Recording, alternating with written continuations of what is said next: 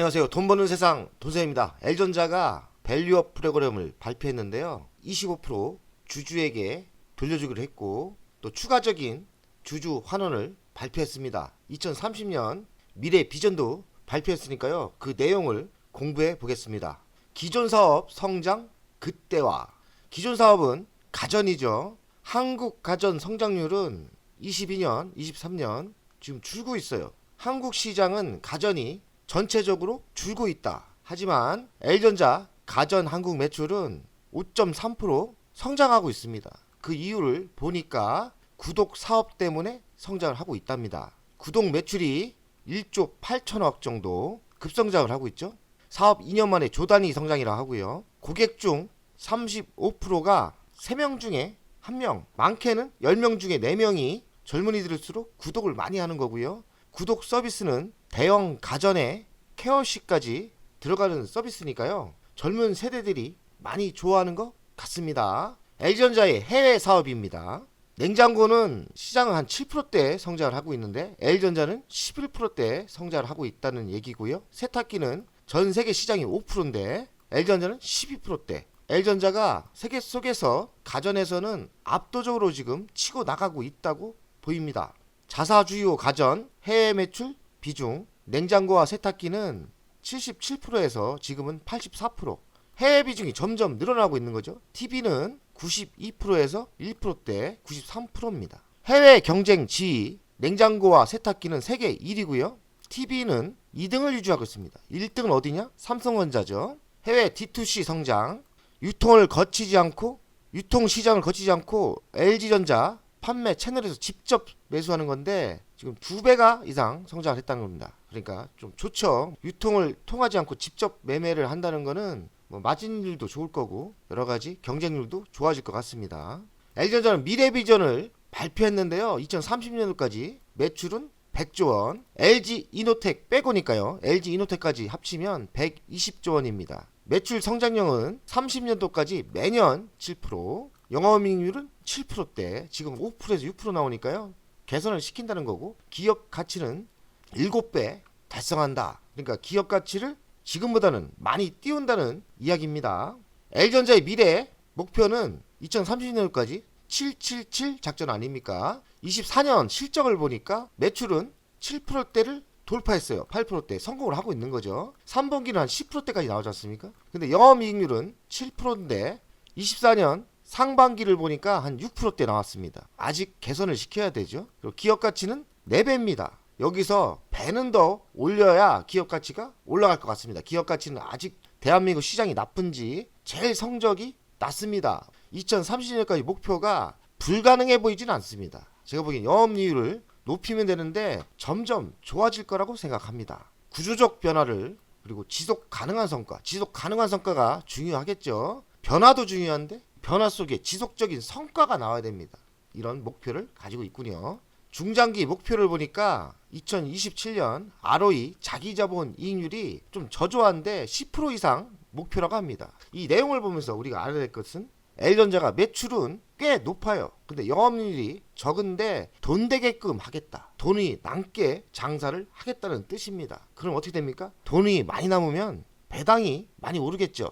저는 그렇게 보입니다. 중장기 사업 추진 전략을 보면 플랫폼 기반 서비스 사업이 있는데요. 웹 OS 사업이 있습니다. TV 광고 이쪽 사업이죠. 그리고 스마트홈 사업 등 플랫폼 기반으로 사업을 확대한다. L전자를 돈세형이 8년째 투자를 하고 있는데 참 어찌 보면 자랑은 아닌데 제가 8년째 투자를 하고 있습니다. 한 2년 전, 3년 전부터 이제 제조만 하다가 플랫폼 쪽으로 한다고 하는데 진작에 했어야 되는데 그나마 좀 3년 전, 4년 전에 시작한 게 이제는 성과가 나올 것 같고요. 플랫폼 기업 사업으로 가는 게 전 맞다고 생각합니다. 광고 쪽 이쪽이 1조가 넘게 올라가니까요. 플랫폼 사업이 어느 정도 정착화되고 성장하고 있습니다. 플랫폼 기반 서비스 사업, 웹 OS 플랫폼 사업 급성장하고 있다고 합니다. 연평균 64% 성장을 하니까 엄청난 성장력이에요. 플랫폼 수익률이 기존 사업보다 수익률이 꽤 좋습니다. 한 10% 이상, 제가 알기로는 20% 정도 나오는 걸 알고 있는데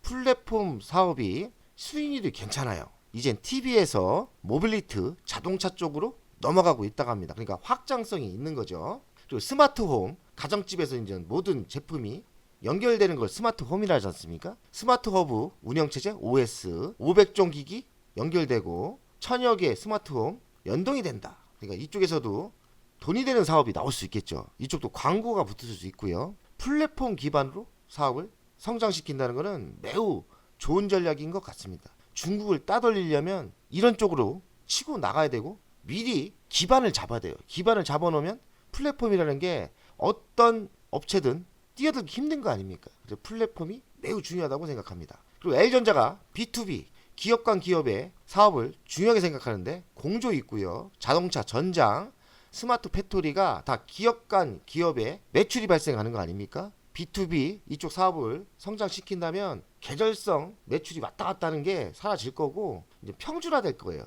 이렇게 되면 어떻게 되느냐? L전자의 가치가 평가가 다시 받아야 됩니다. B2B 사업의 매출 비중을 보면 21년 27%였는데 24년 지금 현재 35%까지 올라왔습니다. 결국에는 50%까지 올릴 것 같은데요. 50% 올리면 기업의 가치는 다시 이야기를 해야 되는 겁니다.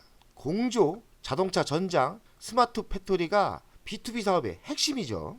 공조를 보니까 매년 11% 이상 성장을 하고 있고 3년 동안은 30% 성장을 했으니까요. 고속 성장이 맞고요. 미국 AI 데이터 센터 냉각 솔루션 칠러를 수주했죠. 이 B2B 사업 공조는 핵심이 뭡니까? AI에 바람을 타고 있다. 그리고 북미, 중화, 한국 다 지금 성장하고 있습니다. 공조가 앞으로 성장할 게 뻔한 거죠. AI가 급성장하고 있지 않습니까? 그리고 자동차 전장 100조 원의 수주 잔고가 있고요. 수익률은 점점 올라오고 있습니다. 이렇게 자동차 전장이 많은 제품이 지금 쓰이고 있죠. 스마트 팩토리 제조 노하우에 강점이 있고 디지털 전환을 매우 잘하죠. 올 로봇 사업을 하고 있기 때문에 스마트 팩토리가 L전자가 경쟁력이 있다고 생각하고요. 전단 사업을 조직했고 올해 수주 목표는 2,500억 달성을 했고 지금 하반기 남았으니까 2,500억에서 더 많은 수주를 받을 거라고 생각합니다. 지금 신사업도 발굴하고 있는데 새로운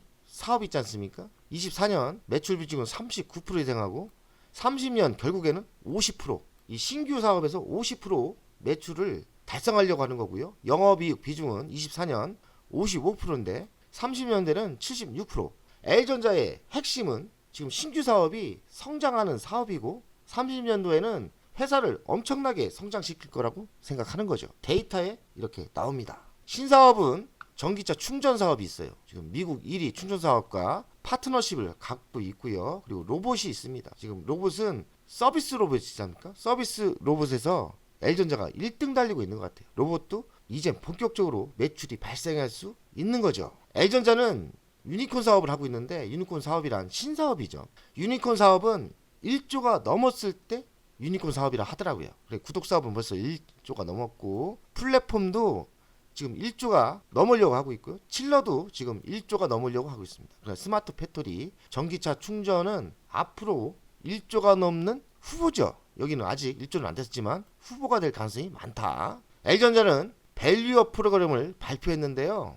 1차는 21년에서 23년 발표했습니다. 배당 성향은 20%, 연 1회였는데 올해 2차를 발표했는데 24년부터 26년 배당 성향을 5% 올려서 25%, 그리고 반기 배당을 실시했죠. 연 1,000원은 최소 배당을 보장해준다는 뜻이고요.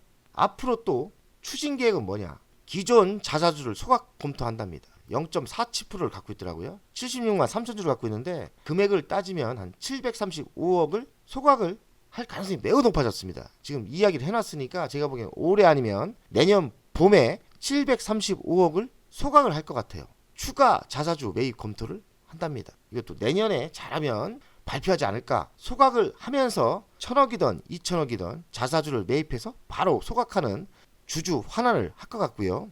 분기 배당 검토를 한답니다. 향후 추진 계획이 만약에 모든 게 달성이 된다면 주주 환원은 모든 것을 완벽하게 하는 거예요. 다만 배당 수익률이 이제 중요하겠죠. 아무래도 이렇게 하다 보면 배당 수익률이 점점 올라갈 거라고 생각합니다. 잘하고 있는 거예요. 엄청 잘하고 있는 겁니다. L전자 월간 차트를 보겠습니다. 지금 3년째 조정을 받고 있는데 회사는 성장하고 있어요. 왜 이렇게 주식은 안 가냐? 대한민국에 악재가 있기 때문입니다. 수급도 안 좋고 외국인은 지속적으로 매수를 하고 있거든요. 최근에 3분기 실적 발표하고 좀 매도를 했는데 매도가 양이 많지 않아요. 일주일 전에 보면은 비슷합니다. 매도한 게 별로 없어요. 다시 매도했다 매수하는 이런 분위기고요. 하지만 1년을 따졌을 땐 많이 매수를 했고요. L전자 우선주는 변함없이 지속적인 매수를 하고 있고 45.64% 최고치를 달리고 있습니다. L전자 우선주는 많이 매수하고 있어요. 지금 L전자 보통주를 보면 최근에 많은 조정이 있었는데요. 제가 보기에는 여기는 단단히 지켜줄 것 같고요.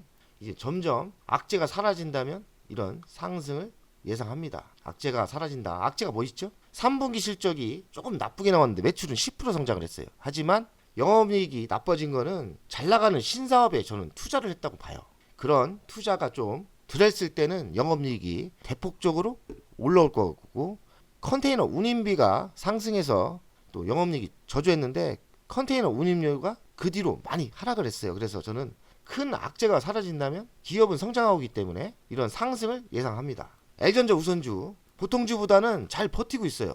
안 빠지고 잘 버티고 있는데 그 이유가 외국인 매수에 있습니다. 외국인이 지속적인 매수를 하고 있거든요. 외국인이 보통주가 물론 단단하게 가야 되겠지만 제가 보는 시각은 L전자 우선주가 보통주보다는 더 많이 안 빠지고 상승했을 때는 더 많이 상승하는 그런 L전자만의 특권이 있지 않을까 이런 생각을 합니다. 그러나 기초는 L전자이기 때문에 L전자가 어느 정도 상승을 해줘야 됩니다. L전자 좋게 보고 있습니다. 돈세원 가족 여러분, 오늘도 성공투자 기원 드립니다. 화이팅!